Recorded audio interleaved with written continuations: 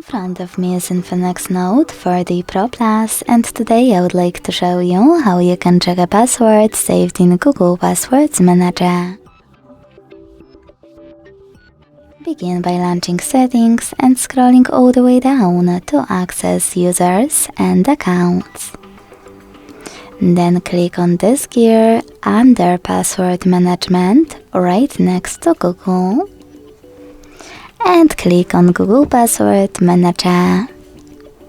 Finally, select any password that you wish to check. Enter your screen lock and click on eye icon next to your password to make it visible.